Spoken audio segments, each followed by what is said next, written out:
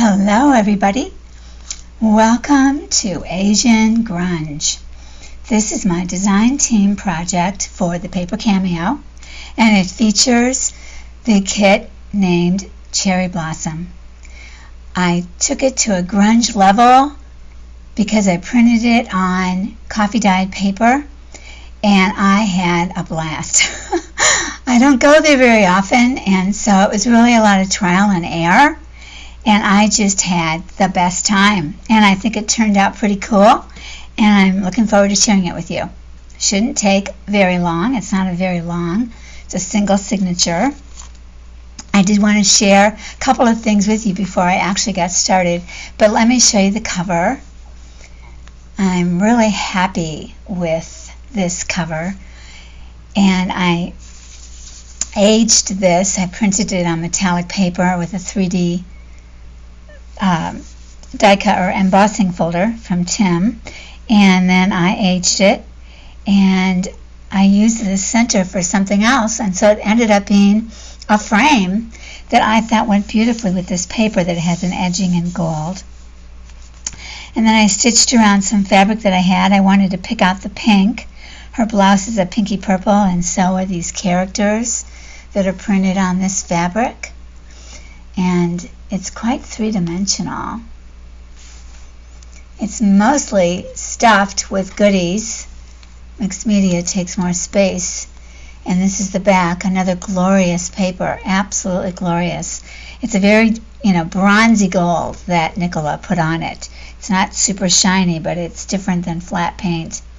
And this is a tapestry. This is just cotton, quilter's cotton actually. And I backed it with some brown paper and stitched it on my machine. And I just am very happy with the outcome there. But let me show you what this is before we move on. This is actual jade from the late 1940s, early 1950s from Japan. It was my mother's. And it's on a silk tie, came this way. So it hangs around the neck. It's not very heavy, maybe heavier than you think, but it's not particularly heavy. I inherited quite a few jade things from my mother. She loved jade. And then this is an obi. I have two obis to show you. This is a vintage obi. I have a vintage kimono too. Whoops. It's a masculine. It's a plaid, two-color plaid. This, you can see the different colors. And I don't know, I think it must be the silk that, depending on which direction you're looking at it from. I don't know. This is the interior of the obi. And this is the exterior.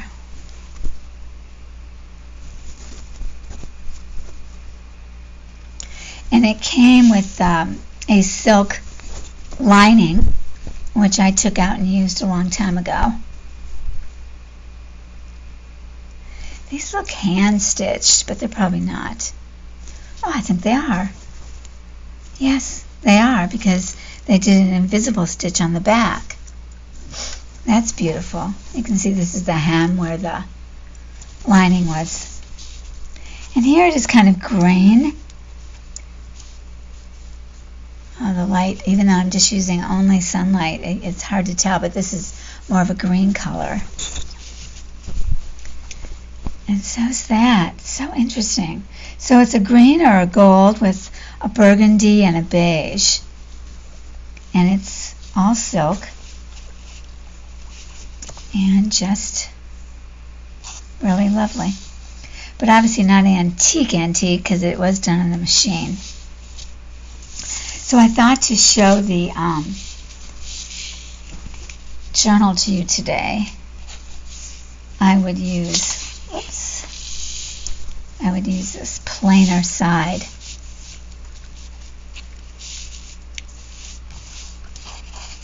There we go. Oh, and this is the other obi.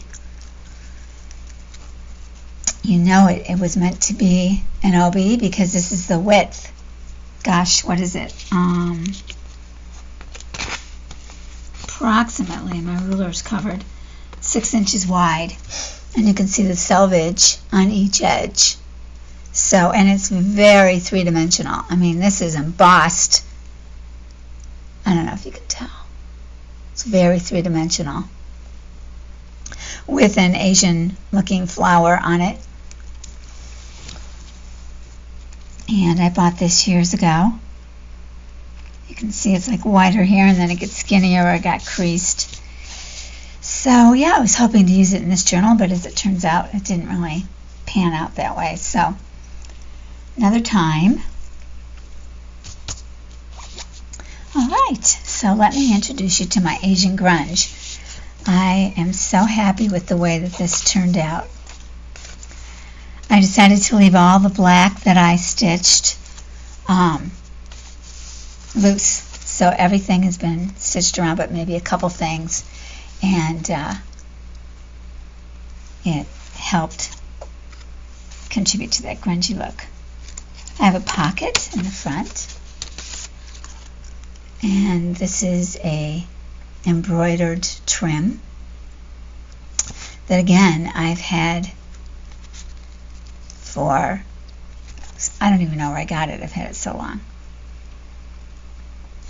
I don't know if you can tell, but there's gold and silver dots of the embroidery thread, machine embroidered, of course.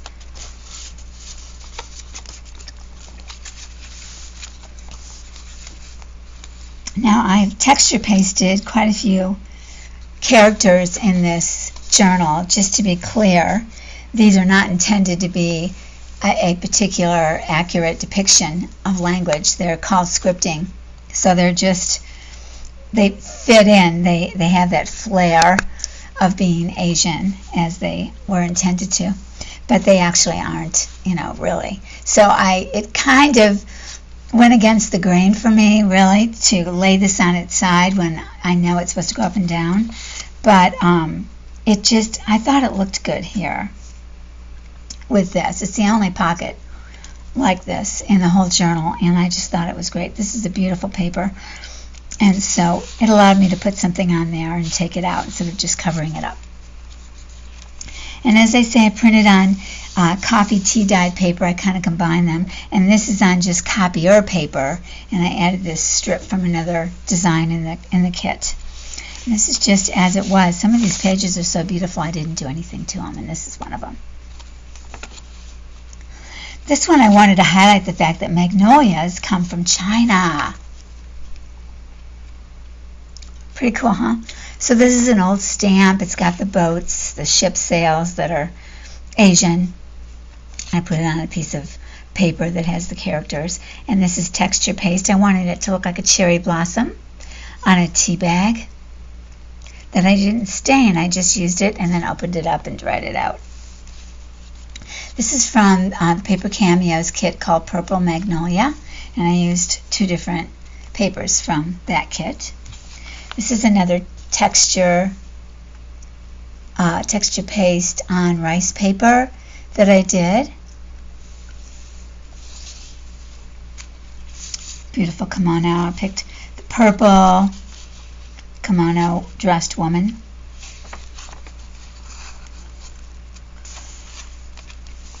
So this is another old stamp, and this is a rice paper, I'm assuming, because it's super thin, paper that I have. I have a large sheet, and this is a portion of it.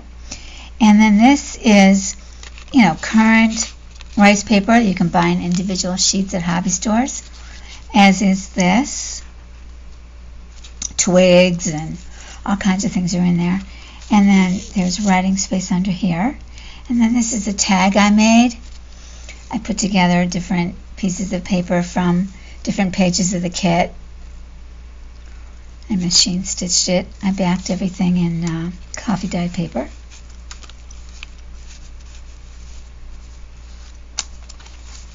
This is a twig that's actually embedded in this brownish textured paper. So it looks like it's holding that up. Honestly, it's just a fluke it was there. I'm so happy it was, though. It looks so cool. Beautiful page from the kit. This tuck I cut out from a page in the kit. And this is one of the backs of, or another page from the Purple Magnolia kit. And I thought it was just a great match with her kimono and this magnolia or cherry blossom dried. And this is a texture pasted, my version of a stencil that was most like a cherry blossom. This is every year we get a postcard from a woman who feng shuied our home many years ago. And they're always great. So when this one came, I just put a little paper on there to write, "This is the year of the dragon. Growth, progress, and abundance." This would apply to all of us. "The dragon brings changes and challenges. Welcome both, and you will benefit from them."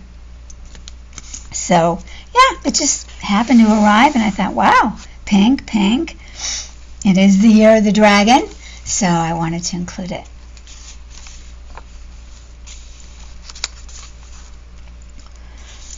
These are two geisha girls with their obis, machine stitched, and this is a page in the kit.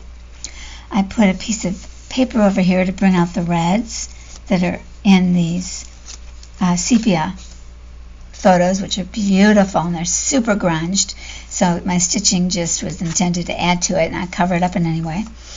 And then making this red, it brought a little bit of color to this page, which I love. She's a Japanese dancing girl, and I had already glued it down before I decided to use these, so I actually can't slip it all the way in, so it ends up covering her up. But that's okay, because then it's a nice surprise as you go through it, and there she is.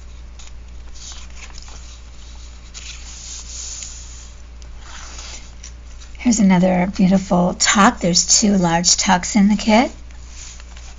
Again, she colored in red in all the areas where, it would just be a nice highlight. And this is half of one of the pages in the kit that I took apart and turned into a tag. And this is also a page in the kit that I printed on the back. And then this is some texturing that I did on some, I don't know if it's like brown paper bag or just craft paper. And this is a page from a cool book I have. I aged it. Study of the Mind. Looking forward to reading that. And so that the pretty part showed, I put that here and tucked it in. Oops, I want to make sure it gets held down here. Okay. Yeah, I just think that's really pretty. That has the blue-green, and I thought it just went together very nicely.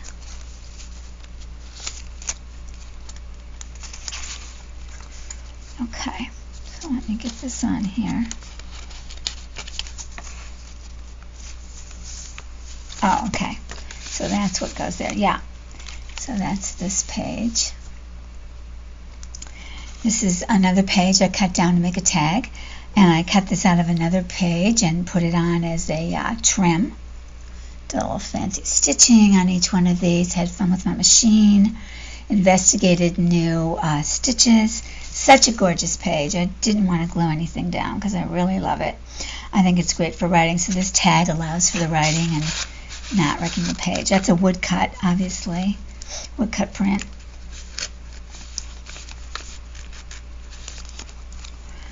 And over here I cut this off of another page to make it into a tuck. This is another one of the sepia. My Japanese cherry blossom with some texture paste character on there. She's at her writing desk. She has her cherry blossom tree right there. Do you see that? I have some Tokyo newspapers. And I love the color green with it. That's why I liked using this geisha here. And then this is another. Put some stamps down at the bottom to bring more of that green in. She's got a little red decoration in her hair, her red scarf.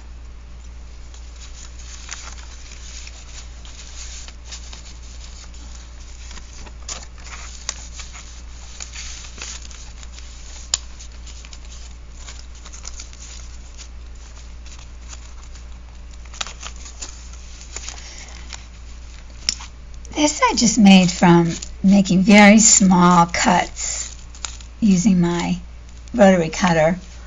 And I picked them all up from the floor, and I thought, wait, I don't want to throw these away. And that's how this little guy was born. I love it. You know, I think of wicker. I think of, wicker and cane when I think of Asian things. And I have lots of wicker in my house. Dark, the browns, the wood tone colors. Used to have a lot of whites, but now I'm more into the wood, earthy version of it. And so that's what it reminded me of. And I love this page, and I didn't want to cover it. And then this over here is a flip, and I wanted to do something to decorate this page a little bit, but I didn't want to take anything away from it because it's such a cool, beautiful page. But the center was really blank. So this, was the place to put anything if you were going to. So this is a texture paste flower I made that I feel the color emulates the color in these mums or star flowers, whatever they're called.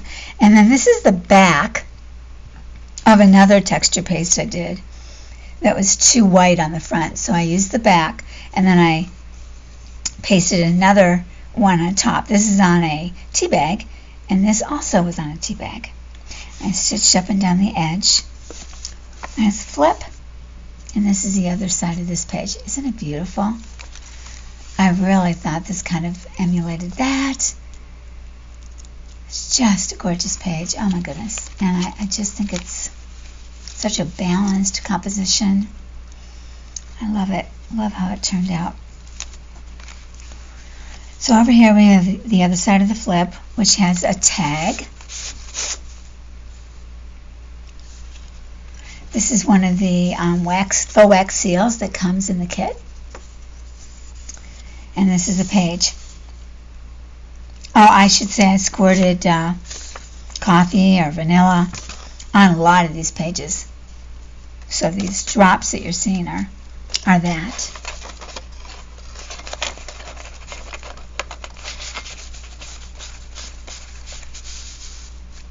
This is a extra ephemera, and I glued it onto this paper, which is so beautiful, but it was kind of blank, so great for writing, and I thought right here would be a good spot to show that off. Just beautiful.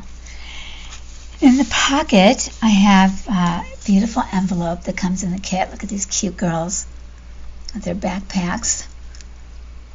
Maybe their kimono, maybe their lunch, who knows? They look wonderful.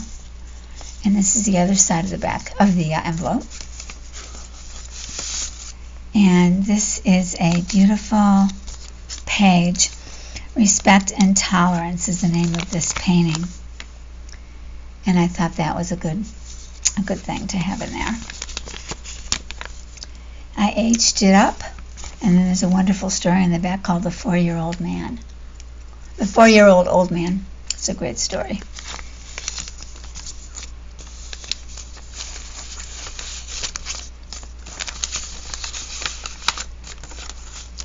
And this is another picture. Her tuck around her, like she tucked in part of her kimono. I don't know, honestly.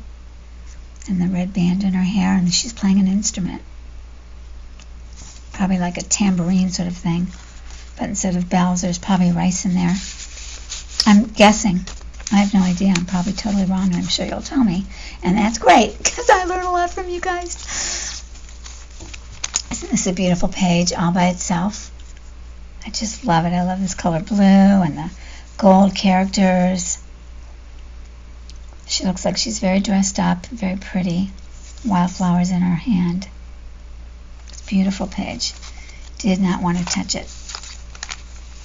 Another beautiful page, and you'll see this girl that you've seen before. I felt it went very well with that, and the colors went with that. Mostly, though, I liked seeing the mountain in the background. Kilimanjaro? I don't know. I'm still guessing. I should have looked it up. You can see landscape here in the mountaintop, the water. I love this kind of, I don't know what you want to call them, paintings. Yeah, it's paintings that do that kind of thing. The landscape way in the background. So you always look like you're looking all the way through the picture. It's not just the picture. That started, gosh, pre-Renaissance, I think. Some of my favorite art. It used to be the big arched windows, and then you'd look through to like a water scene usually, and then a landscape behind the water. Beautiful page with the bird. And again, just the lightest of gold going around the edges. A zigzagged, kind of to emulate the wind. I'm thinking, wow, if she's got to walk like that, it's either a lot of wind or a lot of sun, but I think it's wind. And then look at those shoes. Oh my goodness, I think it'd be hard to walk in those because your foot can't bend. It's just pick it straight up, move it forward, put it straight down. Pick it straight up, move it forward, put it down. Ugh. And that's got more scenery in the background. Big pine tree and fields back there, and just real artwork in this kit. And here's our cover without anything to disrupt. Remember, the cover had the frame.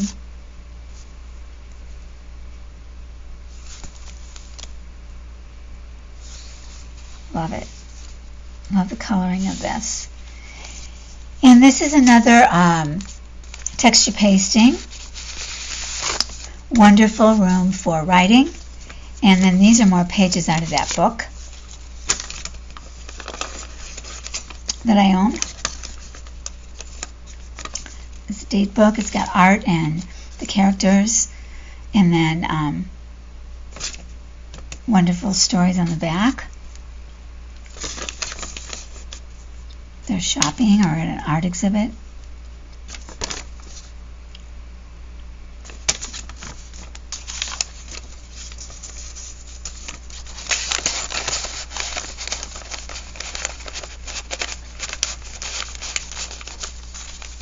I thought the black was a good balance for this page, and I loved having the characters and the lightness too.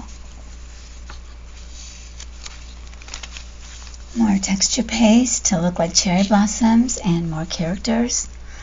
These are green. I colored the texture paste, and this is actually a light pink, and this is a light green. But I darkened the back with some Tim Holtz Distress Oxides in order to make it not look so white. I wanted this to be what stood out, and this was just, filling a sort of dark space and balancing it out, I felt.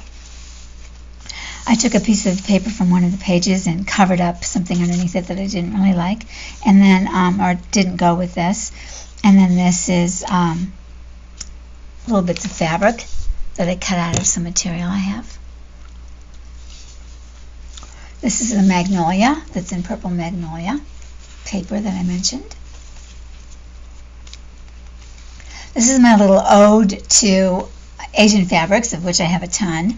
And they were pretty, I would have used more, but I felt that they weren't as vintage looking, and I decided instead to kind of use little bits and bobs, and that way I could have something really intriguing and use a lot of them. So I did do some aging, really stretched and pressed and did a lot there. This is another piece I cut out, a little piece of paper from something. I just had it on a piece of paper.